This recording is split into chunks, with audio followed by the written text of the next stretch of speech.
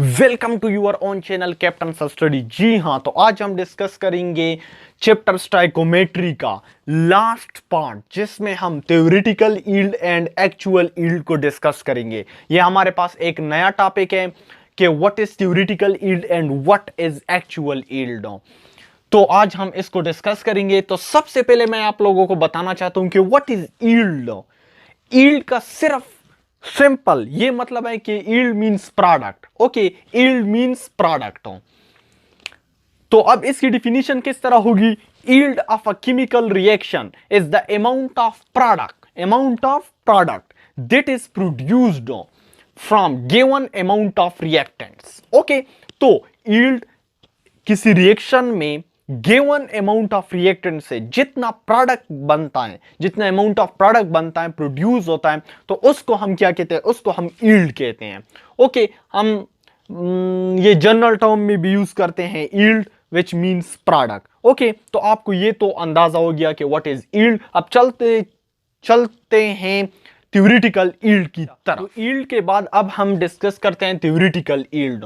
Theoretical yield नाम से जाहिर है थ्योरेटिकल थ्योरी से निकला है। ओके, यील्ड मींस प्रोडक्ट हो, तो वो प्रोडक्ट जो हम बैलेंस्ड केमिकल इक्वेशन से थ्योरेटिकल बेसिस पे कैलकुलेट करते हैं, उसको हम क्या कहते हैं?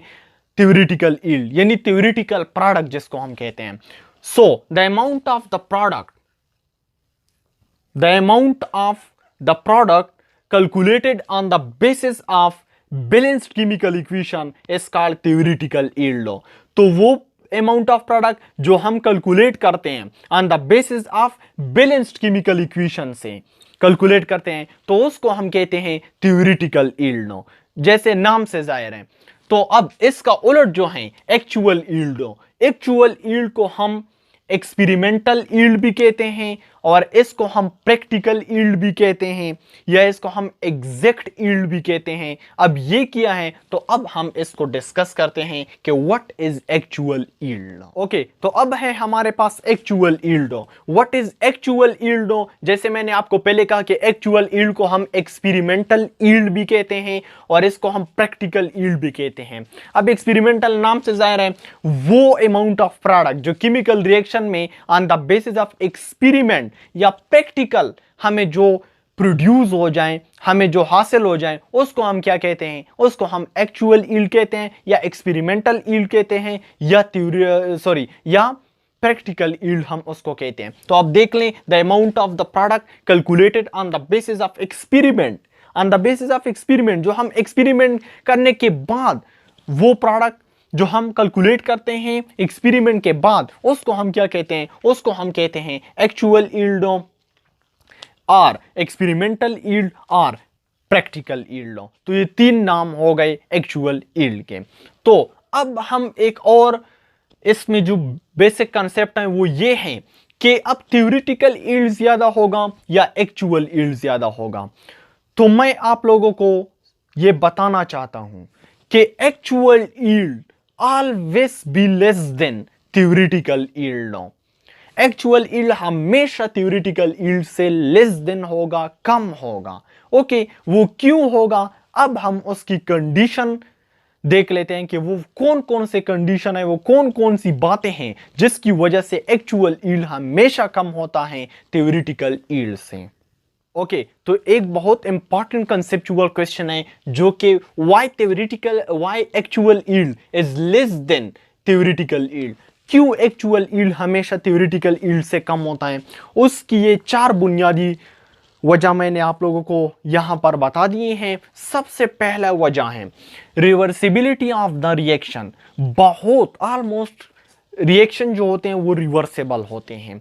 वो जब प्रोडक्ट बन जाते हैं वो दोबारा रिएक्टेंट में कन्वर्ट होते हैं। जैसे एमोनिया का रिएक्शन हो गया, ये क्या है? ये रिवर्सेबल है।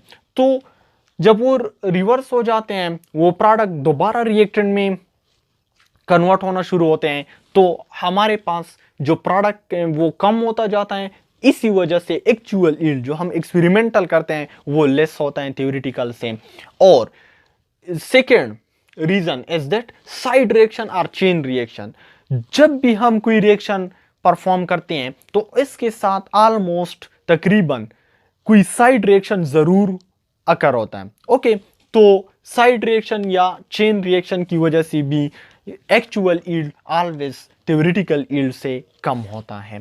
थर्ड रीजन है mechanical loss, human error. Mechanical loss में आपके पास ह्यूमन एरर, जैसे फॉर एग्जांपल अगर आप ले लें, अगर कोई सिस्टम में आपके पास ह्यूमन एरर है, आपसे कोई गलती हो गई, तो गलती होती है, तो इसकी वजह से भी एक्चुअल यील्ड हमेशा थ्योरेटिकल यील्ड से कम होता है।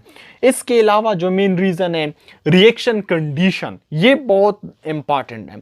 रिएक्शन कंडीशन की वजह से भी आपके पास एक्चुअल यील्ड हमेशा थ्योरेटिकल यील्ड से कम होता है। रिएक्शन कंडीशन में क्या क्या आता है? टेम्परेचर आता है, आपका प्रेशर आता है, पीएच आता है, एटसेट्रा वगैरह वगैरह, जो आपके पास ये रिएक्शन कंडीशन में ये बुनियादी आता है। तो इन रीजन की वजह से एक्चुअल यील्ड हमेशा थ्योरेटिकल यील्ड से कम होता है। अब एक और इसमें टॉपिक आ जाता है परसेंट यील्ड। अब परसेंट यील्ड क्या है वो मैं आप लोगों को अब बता। अब है हमारे पास percent yield. What is percent yield? तो percent yield a comparison of actual yield and theoretical yield is called percent yield। now जब हम एक्चुअल यील्ड को के साथ थ्योरेटिकल यील्ड को कंपेयर करते हैं, उसको हम क्या कहते हैं? परसेंट यील्ड कहते हैं। मैंने आपको पहले भी बताया था कि where there is a percent there is a 100 no. Okay, तो actual yield divided by theoretical yield multiply by 100, ये हमें क्या देता है? ये हमें परसेंट यील्ड देता है। एक बात गौर से याद रखें कि मैंने आप लोग को पहले भी बताया कि एक्चुअल यील्ड, अगर आपसे भूल जाता है कि परसेंट यील्ड किस चीज के कंपैरिजन है, तो आप इस तरह भी याद कर सकते हैं कि एक्चुअल यील्ड हमेशा थ्योरेटिकल यील्ड से कम होता है और परसेंट में हमेशा जो नोमिनेटर का डेटा है वो कम होगा। तो एक्चुअल यील्ड भी कम होता है थ्योरेटिकल यील्ड से, तो actual yield divide by theoretical yield, theoretical ज्यादा होता है इसीलिए हाँ ये डिनोमिनेटर में आता है। तो मल्टीप्लाई बाय 100, ये हमें क्या देता है? ये हमें परसेंट यील्ड देता है। परसेंट यील्ड हमेशा एक केमिकल रिएक्शन के लिए वो 100 से लेस होगा। ओके, अगर कोई 100 है तो ये आइडियल रिएक्शन होगा। ओके, जिसको हम आइडियल रिएक्शन पेयर कहते हैं।